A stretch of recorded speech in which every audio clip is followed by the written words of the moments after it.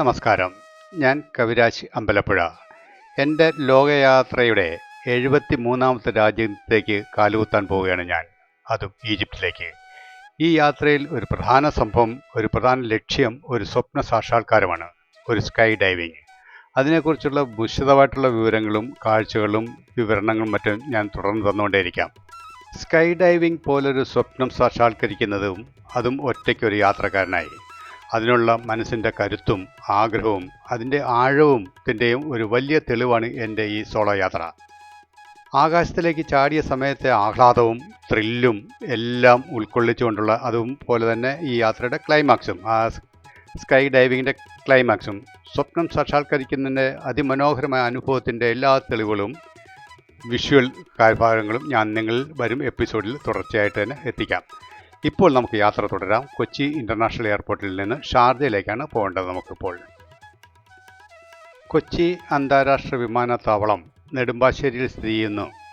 ഏഷ്യയിലെ ആദ്യ പൂർണ്ണ സോളാർ എനർജി ഉപയോഗിക്കുന്ന വിമാനത്താവളമാണ് ഈ. ഒരു സോളോ യാത്രികനായി ഞാൻ പലപ്പോഴും ഈ എയർപോർട്ടിൽ കൂടി യാത്ര ചെയ്തിട്ടുണ്ട്. ഞാൻ നേരത്തെ സൂചിപ്പിച്ചിരുന്നല്ലോ, അമേരിക്കയിലും ഓസ്ട്രേലിയയിലും ഇന്തോനേഷ്യ അങ്ങനെ തുടങ്ങിയ പല രാജ്യങ്ങളിലും ഞാൻ സോളോ യാത്ര ചെയ്തിട്ടുണ്ട്.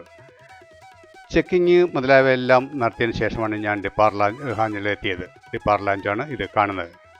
നല്ല ഭക്ഷണശാലകളും കൊഫേകളും സുഖപ്രദമായ കാത്തിരിപ്പിനും ഉള്ള എല്ലാ സൗകര്യങ്ങളും ഇവിടെ ഒരുക്കിയിട്ടുണ്ട്.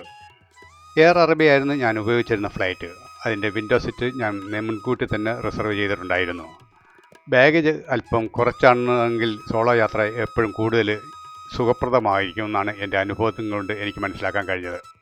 കൊച്ചി അന്താരാഷ്ട്ര വിമാനത്താവളം ഇന്ത്യയിലെ ആദ്യത്തെ പൊതു സ്വകാര്യ പങ്കാളിത്തത്തിലുണ്ടായ അന്താരാഷ്ട്ര എയർപോർട്ടാണ്. ഇത് 1999 ഔദ്യോഗികമായി പ്രവർത്തനം ആരംഭിച്ചത്. CIAL Cochin international air limited എന്ന കോർപ്പറേറ്റ് കമ്പനി ഈ എയർപോർട്ട് നടത്തിപ്പിനും വികസനത്തിനും ഉത്തരവാദിത്വം വഹിക്കുന്നു. 2015 CIAL ലോകത്തിലെ ആദ്യത്തെ പൂർണ്ണമായും സോളാർ എനർജി ഉപയോഗിക്കുന്ന എയർപോർട്ടായി മാറി. ഇതിനായി 40+ മെഗാവാട്ട് ശേഷിയുള്ള സോളാർ പാനലുകൾ സ്ഥാപിച്ചിട്ടുണ്ട്. ഈ എയർപോർട്ടിന് ആകെ 3 ടെർമിനൽസാണുള്ളത്. 1 ആഭ്യന്തരവർഗത്തിനും, 2 ഹജ്ജ് തീർത്ഥാടകർക്കും, 3 അന്താരാഷ്ട്ര വിമാനങ്ങൾക്കായി ഏറ്റവും വലിയ സൗകര്യങ്ങൾ കൂടിയതുമാണ്. നമ്മൾ ഇപ്പോൾ ടെർമിനൽ 3യിലാണ്. അതിൻ്റെ ഡിപ്പാർച്ചർ ലാഞ്ചിലാണ് ഞാൻ ബുക്ക് ചെയ്തിരുന്ന. എയർ അറേബ്യയിലേക്കുള്ള ബോർഡിംഗ് സ്റ്റാർട്ട് ചെയ്ത് കഴിഞ്ഞു. ഞാൻ ഫ്ലൈറ്റിലേക്ക് പോകുന്നതാണ് രംഗമാണ് ഇപ്പോൾ നമുക്ക് കാണുന്നത്. എയർ അറേബ്യ UAE അധിഷ്ഠിതമായ ഒരു ലോ കോസ്റ്റ് എയർലൈൻസ് ആയതിനാൽ അധികം ആഡംബരങ്ങളൊന്നും കാണുകയില്ല.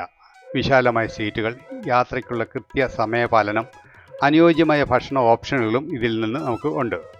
വിമാനത്തിൽ ഇരിക്കുമ്പോൾ യാത്രയുടെ ഒരു വലിയ ഭാഗവും, അതും പ്രത്യേകിച്ച് രാത്രികാലങ്ങളാണെങ്കിൽ, നിലവിളക്കുള്ള ഒരു രാത്രിയുടെ ചാരുനിറമാണ് നമുക്ക് എയർക്രാഫ്റ്റിന് ഉള്ളിൽ അനുഭവപ്പെടുന്നത്. അതേ രീതിയിലുള്ള ഡെക്കറേഷൻസാണ് അവർ അതിനകത്ത് ഒരുക്കിയിരിക്കുന്നത്. നമ്മളുടെ ഉള്ളിലെ സഞ്ചാരിയായ ആത്മാവിനെ ആ അറ്റ്മോസ്ഫിയർ ഉണർത്തും. ഷാർജ ഇൻ്റർനാഷണൽ എയർപോർട്ട് ദുബൈയുമായി അടുത്തു തന്നെയാണ്. പക്ഷേ ദുബൈയേക്കാൾ ഒട്ടും തിരക്കില്ലാത്ത ഒരു ഹബ്ബ് മാത്രമാണ് ഷാർജ. ഒരു ട്രാൻസിറ്റ് യാത്രക്കാരന് വളരെ സൗകര്യപ്രദമാണ് ഇവിടെ ട്രാൻസിറ്റ് ആകാൻ വേണ്ടി. നമ്മുടെ വിമാനം എയർബോർഡായി കഴിഞ്ഞു ഷാർജയിലേക്ക് നീങ്ങിക്കൊണ്ടിരിക്കുകയാണ്. എമിഗ്രേഷൻ അവിടെ കാണില്ല. അറേവിൽ നമ്മൾ എത്തിക്കഴിഞ്ഞാൽ എമിഗ്രേഷൻ കാണില്ല. കാരണം നമ്മൾ UAEയിൽ പ്രവേശിക്കുന്നില്ലല്ലോ. ഞാൻ അവിടെ എത്തി ഷാർജയിൽ നിന്നും ഈജിപ്തിലെ കെയ്റോയിലേക്കുള്ള ഫ്ലൈറ്റ് ബോർഡ് ചെയ്യുന്ന രംഗമാണ് ഇപ്പോൾ കാണുന്നത്. ഈ ഫ്ലൈറ്റാണ് എൻ്റെ ബോർഡിംഗ് ഗേറ്റ്. ഈ ഫ്ലൈറ്റിലേക്കാണ് ഞാൻ കെയ്റോയിലേക്ക് പോകുന്നത്. കെയ്റോയിലേക്ക് ബോർഡ് ചെയ്യുകയാണ് ഈ ഫ്ലൈറ്റ്. എയർ അറേബ്യയുടെ ഒരു വലിയ ഫ്ലൈറ്റ് നെറ്റ്വർക്കാണ് ഷാർജയിൽ നിന്നുള്ളത്. ആയതിനാൽ നമ്മുടെ അടുത്ത കണക്ഷൻ ഫ്ലൈറ്റിലേക്ക് നമുക്ക് ചാർജ് കുറഞ്ഞുള്ള കണക്ഷൻ നമുക്ക് കിട്ടാനുള്ള എല്ലാ സാധ്യതകളും ഇവിടെ ഉണ്ട്. ഞാൻ ട്രാൻസിറ്റ് കഴിഞ്ഞ് ട്രാൻസിറ്റ് ഫ്ലൈറ്റിൽ ഞാൻ ബോർഡുമായി കഴിഞ്ഞു. പഴയ ലോകാത്ഭുതങ്ങളിൽ, അതായത് 7 പ്രസിദ്ധമായ ലോകാത്ഭുതങ്ങളിൽ അതിപ്രധാനമായിട്ടുള്ള ഒന്നാണല്ലോ പിരമിഡുകൾ. അതുപോലെ നീൽനദിയും പുരാതന സഞ്ചാര പദങ്ങളും എല്ലാമാണ് എൻ്റെ മനസ്സിൽ ഇപ്പോൾ. എങ്കിൽ കൂടി എന്നെ ബൂസ്റ്റ് ചെയ്യുന്നത് എൻ്റെ സ്കൈ ഡൈവിംഗ് സ്വപ്നം മാത്രമാണ്. ഞങ്ങൾ കെയ്റോയിലെത്തിക്കഴിഞ്ഞു. എയർ അറേബ്യ ഫ്ലൈറ്റിൽ നിന്ന് ഡിസംബർക്ക ചെയ്ത് ടെർമിനലിലേക്ക് പോകുന്നതാണ് ഇപ്പോൾ. കെയ്റോ എമിഗ്രേഷനിൽ, അതായത് ഈ നമ്മളിപ്പോൾ എത്തിപ്പെട്ടിരിക്കുന്ന ഈ എയർപോർട്ടിൽ ഇന്ത്യൻ പാസ്പോർട്ട് ഉള്ളവർക്ക് ഈ വിസ ഒത്തുനോക്കുക എന്നുള്ളൊരു ഫോർമാലിറ്റീസ് മാത്രമേ ഉള്ളൂ. എൻ്റെ ആ ഫോർമാലിറ്റീസ് എല്ലാം കഴിഞ്ഞതിന് ശേഷം എന്നെ പിക്കപ്പ് ചെയ്യാൻ വന്നിരുന്ന ഡ്രൈവറോടുകൂടി തന്നെ ഞാൻ ഹോട്ടലിലേക്ക് പോവുകയാണിപ്പോൾ. സ്ട്രിക്റ്റ് ആയിട്ടുള്ള സെക്യൂരിറ്റികൾ കാരണം എയർപോർട്ടിലെ രംഗങ്ങൾ പകർത്താൻ എനിക്ക് സാധിച്ചില്ല. മാത്രമല്ല എനിക്ക് എൻ്റെ ഗൈഡിനെ കണ്ടുപിടിക്കുകയും വേണം. അങ്ങനെ പല കാര്യങ്ങളും സ്വന്തമായിട്ട് ചെയ്യേണ്ടതുണ്ടായിരുന്നതിനാൽ ആ കാര്യങ്ങൾ ഞാൻ കുറേ നേരത്തേക്ക് മറന്നുപോയി. എയർപോർട്ടിലേക്കുള്ള യാത്രയാണ് നമ്മളിപ്പോൾ കാണുന്നത്. കെയ്റോ അന്താരാഷ്ട്ര വിമാനത്താവളത്തിൽ നിന്നും നൈൽ നദി തീരം വരെ പോകുന്നത്, അതായത് ഞാൻ ബുക്ക് ചെയ്തിരിക്കുന്ന ഹോട്ടലിൽ വിട്ടുപിന്നെ നൈൽ നദിയുടെ ഒരു ശാഖയാണ് നമ്മളിപ്പോൾ ക്രോസ് ചെയ്യുന്നത്. ഈ യാത്രയിൽ നമുക്ക് കാലത്തിൻ്റെ സ്മരണകളും ആധുനിക നഗരത്തിൻ്റെ ചലനങ്ങളുമുള്ള ഒരു അത്ഭുതകരമായ അനുഭവമാണ് ഉണ്ടാകുന്നത്. ഞങ്ങളുടെ കൂടെ ഉണ്ടായിരുന്ന ഗ്രൂപ്പുകളാണ് ഇടയ്ക്കിൽ നിന്ന് കയറി ഇവരെല്ലാവരും കൂടിയാണ് ഞങ്ങൾ പോകുന്നത്. കെയ്റോ നഗരത്തിലേക്കും അതായത് നൈൽ നദീരത്തിൻ്റെ തീരത്തേക്കും നമ്മൾ എത്തിക്കൊണ്ടിരിക്കുകയാണ്. കാലത്തിൻ്റെ സ്മരണകളും ആധുനിക നഗരത്തിൻ്റെ ചലനങ്ങളുമുള്ള ഒരു അത്ഭുതകരമായ അനുഭവമാണ് ഈ യാത്രയിൽ എനിക്ക് അനുഭവപ്പെട്ടത്. ഈ യാത്ര ഏകദേശം 20-25 കിലോമീറ്റർ ദൂരമുള്ളതാണ്. കൂടെ കയറി വരുന്ന ഓരോ കാഴ്ചയും നമ്മുടെ മനസ്സിൽ വളരെ ആഴത്തിൽ പതിയുന്നവയാണ്. എയർപോർട്ടിൽ നിന്നും ഹോട്ടലിലെത്തിയ ഞങ്ങൾക്ക് അന്നത്തെ ദിവസം പൂർണ്ണമായും വിശ്രമമായിരുന്നു. കാരണം യാത്രാക്ഷീണമുണ്ടല്ലോ. അടുത്ത ദിവസം രാവിലെ തന്നെ ഞങ്ങൾക്ക് സ്കൈ ഡൈവ് ചെയ്യാനുള്ള സ്ഥലത്തേക്ക് യാത്രയായി. പോകുന്ന വഴിയിൽ ദൂരെ നിന്നും പിരമിഡുകളുടെ കാഴ്ച നമുക്ക് കാണാവുന്നതും ആസ്വദിക്കാവുന്നതേ ഉണ്ടായിരുന്നുള്ളൂ. നമ്മൾ സ്കൈ ഡൈവ് സെൻറ്ററിലേക്കാണ് ഇപ്പോൾ പോകുന്നത്. നമുക്ക് അവിടുത്തെ ഒരുക്കങ്ങളും മറ്റും ആദ്യം ഒന്ന് കാണാം. ഈജിപ്ഷ്യൻ സൈന്യത്തിൻ്റെ മിലിറ്ററിയുടെ അധീനതയിലുള്ള പരിമിതികളുള്ള ഒരു ഏരിയ ആയിരുന്നു ഞങ്ങളുടെ സ്കൈ ഡൈവിന് വേണ്ടി പെർമിറ്റ് ചെയ്തിരുന്നത്. അവിടേക്ക് പോകുന്ന പോക്കാണ് ഇപ്പോൾ. ഇവിടെ ഇപ്പോൾ പൊതുജനങ്ങൾക്ക് ഒരു പരിധിവരെ പോയി കഴിഞ്ഞാൽ പിന്നീട് പാസ്സുള്ളവർക്ക് മാത്രമേ ആ റിസ്ട്രിക്റ്റഡ് ഏരിയയിലേക്ക് പോകാൻ പറ്റുള്ളൂ. അത് പിരമിഡുകളുടെ ചുറ്റുമുള്ള ഏരിയയാണ്. ആ ഭാഗത്തേക്ക് കയറാനുള്ള പാസുകൾ ഞങ്ങൾക്കെല്ലാവർക്കും തന്നെ ഉണ്ടായിരുന്നു. ഇതാണ് പിരമിഡ് സന്ദർശിക്കാൻ വരുന്ന വിനോദസഞ്ചാരികൾക്ക് കയറാനുള്ള മെയിൻ എൻട്രൻസ് ആണ് ഇവിടെ. പാസ് എടുത്ത് വേണം ഇതിനകത്ത് കയറാൻ വേണ്ടി. അതിനുശേഷം അകത്ത് ബസ്സൊക്കെ ഉണ്ട്. ബസ്സിൽ കയറി അവരവർക്ക് നിശ്ചയിച്ചിരിക്കുന്ന സ്പോട്ടിലേക്ക് പോകാൻ പറ്റും. ഞങ്ങൾ സ്കൈ ഡൈവേഴ്സിന് വേണ്ടി മാത്രം ഒരുക്കിയിരുന്നതും അത് പെർമിഷൻ ഉള്ളതുമായ സ്ഥലത്തേക്കുമാണ് ഞങ്ങളുടെ ലക്ഷ്യം. ഗാസ പിരമിഡുകൾ കാണാൻ എത്തുന്നവർക്ക്, വിനോദസഞ്ചാരികൾക്ക് അത് കാണുക മാത്രമല്ല ചുറ്റുപാടിലുള്ള നിരവധി വിനോദസഞ്ചാര കാഴ്ചകളും അനുഭവങ്ങളും ആസ്വദിക്കാനും കഴിയുന്നുണ്ട്. ഈ പ്രദേശം ലോകത്തിലെ ഏറ്റവും പ്രശസ്തമായ ടൂറിസ്റ്റ് ഹോട്ട്സ്പോട്ടുകളിൽ ഒന്നാണ്. ആയതിനാൽ ചരിത്രം, സാഹസികത, ഫോട്ടോഗ്രാഫി, ആഴമുള്ള സംസ്കാരം എന്നിവയെല്ലാം ചേർന്ന് ഒരാത്മസന്തോഷകരമായ അനുഭവമായിരിക്കും നമുക്കിവിടെ കിട്ടുന്നത്.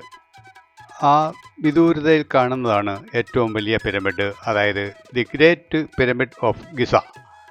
ഇത് ലോകത്തിലെ ഏറ്റവും വലുതും ഏറ്റവും പഴക്കമേറിയതുമായ പിരമിഡാണ്. ഇന്ന് നമുക്ക് സ്കൈ ഡൈവിംഗ് പൂർത്തീകരിക്കാൻ സാധിക്കുകയാണെങ്കിൽ നാളെ നമ്മൾ ആ പിരമിഡുമായിട്ട് ബന്ധപ്പെട്ട് ഒരു ടൂർ നടത്തുന്നുണ്ട്. ആ പിരമിഡിന് മാത്രം ഉൾക്കൊള്ളിച്ചുകൊണ്ട് ഒരു ടൂർ നമ്മൾ പോകുന്നുണ്ട്. അപ്പോൾ അതിനു വേണ്ടി മാത്രമായിട്ട് ഒരു എപ്പിസോഡ് ഞാൻ മാറ്റിവെച്ചിട്ടുണ്ട്. എല്ലാവരും നിങ്ങളുടെ മുന്നിൽ ഞാൻ എത്തിച്ചേരുകയും ചെയ്യാം. ഇന്ന് നമ്മുടെ പ്രധാന ലക്ഷ്യം നമ്മുടെ സ്കൈ ഡൈവിംഗ് ആണല്ലോ. നമുക്ക് അതിലേക്ക് ശ്രദ്ധ കേന്ദ്രീകരിക്കേണ്ടതായിട്ടുണ്ട്. പിരമിഡിന് ചുറ്റും ഒട്ടക യാത്രയും കുതിര സവാരിയും നമുക്ക് ചെയ്യാവുന്നതാണ്. അതിന് പ്രത്യേകം ടിക്കറ്റ് എടുക്കണം. പ്രത്യേക അനുവാദത്തോടു കൂടി മാത്രമേ നമുക്കതവിടെ ചെയ്യാൻ പറ്റുകയുള്ളൂ. ഇന്ന് നമുക്കിതൊന്നും ചെയ്യാൻ നമുക്ക് താല്പര്യപ്പെടുന്നില്ല. കാരണം നമ്മുടെ ലക്ഷ്യം ഒന്ന് മാത്രമാണ്, നമ്മുടെ സ്വപ്ന സാക്ഷാത്കാരമായ സ്കൈ ഡൈവിങ്. അതുപോലെ തന്നെ 5000 വർഷത്തോളം പഴക്കമുള്ള മമ്മികൾ, അതായത് മൃതശരീരങ്ങൾ, അന്ന് ഈ രാജ്യം ഭരിച്ചിരുന്ന രാജാക്കന്മാരുടെ മൃതശരീരങ്ങൾ സൂക്ഷിച്ചു വച്ചിരിക്കുന്ന പിരമിഡ് നമ്മൾ സന്ദർശിക്കുന്നുണ്ട്. അതുപോലെ തന്നെ മ്യൂസിയം സന്ദർശിക്കുന്നുണ്ട്. മ്യൂസിയത്തിൽ പോയെങ്കിൽ മാത്രമേ നമുക്ക് മമ്മികളെ കാണാൻ സാധിക്കുകയുള്ളൂ. പിരമിഡിനകത്ത് യാതൊന്നും തന്നെ ഇല്ലായിരുന്നു. നമുക്ക് ആ മ്യൂസിയത്തിൽ പോകുന്നുണ്ട്. ആ മ്യൂസിയത്തിൽ പോയതിന് ശേഷം അവിടെയെല്ലാം ഞാൻ ചിത്രീകരിച്ചിട്ടുണ്ട്. അതെല്ലാം ഞാൻ നിങ്ങളുടെ മുമ്പിൽ എത്തിക്കാം. ഇന്നത്തെ എൻ്റെ സ്കൈ ഡൈവിങ്ങിന് വേണ്ടിയുള്ള, അതായത് ഞങ്ങളുടെ ഗ്രൂപ്പിലുള്ള എല്ലാവർക്കും വേണ്ടിയുള്ള പാരച്യൂട്ട് ചുരുട്ടുന്ന അല്ലെങ്കിൽ അത് പ്രിപ്പറേഷൻ ചെയ്യുന്ന രംഗമാണ് നമ്മളിപ്പോൾ കാണുന്നത്. സ്കൈ ഡൈവിങ്ങിന് എന്ന അത്യാധുനിക സാഹസികതയ്ക്ക് പിന്നിൽ ഏറ്റവും പ്രധാനപ്പെട്ട സുരക്ഷാപരമായ ഘടകം ആണ് പാരച്യൂട്ടിൻ്റെ നിർമ്മാണവും ചുരുക്കലും. പാരച്യൂട്ടുകൾ വളരെ കർശനമായ നിലവാരത്തോടുള്ളതും ശാസ്ത്രീയമായ രീതിയിലുമാണ് തയ്യാറാക്കുന്നത്. ഇത് ജീവൻ രക്ഷിക്കുന്ന ഉപകരണം ആയതിനാൽ ഓരോ ഘട്ടവും അതീവ ശ്രദ്ധയോടെയാണ് നടത്തുന്നത്. റിപ്സ്റ്റോപ്പ് നൈലോൺ എന്ന ഒരു മെറ്റീരിയലാണ് ഈ പാരച്യൂട്ട് ഉണ്ടാക്കാൻ വേണ്ടി ഉപയോഗിക്കുന്നത്. കട്ടിയുള്ള തനതായ തുണിപ്പാളികൾ ലേസർ കട്ടിംഗ് ഉപയോഗിച്ച് കൃത്യമായ രീതിയിൽ കത്തിക്കുന്നു. പാരച്യൂട്ടിൻ്റെ പ്രധാന ഭാഗത്തിന് കനോപ്പി എന്ന ടെക്നിക്കൽ വേർഡാണ് ഉപയോഗിക്കുന്നത്. സാധാരണ ഓരോ കനോപ്പിയിലും 7 അല്ലെങ്കിൽ 9 സെല്ലുകളാണ് ഉണ്ടായിരിക്കുന്നത്. പ്രധാന പാരച്യൂട്ടിന് പുറമെ റിസർവ് ച്യൂട്ട് നിർബന്ധമായും ഉണ്ടായിരിക്കണം. അതിനായി പ്രത്യേകമായിട്ട് പരിശീലനം ലഭിച്ച ആൾക്കാരാണ് അത് പാക്കിംഗ് ചെയ്യുന്നതും മറ്റും. ചില പാരച്യൂട്ടുകളിൽ AAD അതായത് ഓട്ടോമാറ്റിക് ആക്ടിവേഷൻ ഡിവൈസ് ഉണ്ടായിരിക്കും. വിദഗ്ധർ വേണമെന്നില്ലാതെ സ്വയം തുറക്കാൻ സഹായിക്കുന്നതാണ് ആ വക സാധനങ്ങൾ. അത് മിക്കവാറും പാരച്യൂട്ടിൽ കാണും. ഏതെങ്കിലും ഒരു കാരണവശാൽ മെയിൻ പാരച്യൂട്ടർ വിദഗ്ധന് അല്ലെങ്കിൽ ഇൻസ്ട്രക്ടർക്ക് അത് തുറക്കാൻ പറ്റാത്തൊരു നിമിഷമുണ്ടായാൽ ഒരു നിശ്ചിത അളവിലെത്തുന്നതിന് മുൻപായിട്ട് പാരച്യൂട്ട് ഓട്ടോമാറ്റിക്കായിട്ട് ഓപ്പൺ ആകും. സാധാരണക്കാർക്ക് പരിചയമില്ലാത്ത പുതിയ അറിവുകളും എൻ്റെ സ്വപ്ന സാക്ഷാത്കാര സ്കൈ ഡൈവിങ്ങുമായി അടുത്ത എപ്പിസോഡിൽ നിങ്ങളുടെ മുൻപിൽ എത്തുന്നവരെ എല്ലാവർക്കും നല്ലത് വരട്ടെ, നന്മ വരട്ടെ.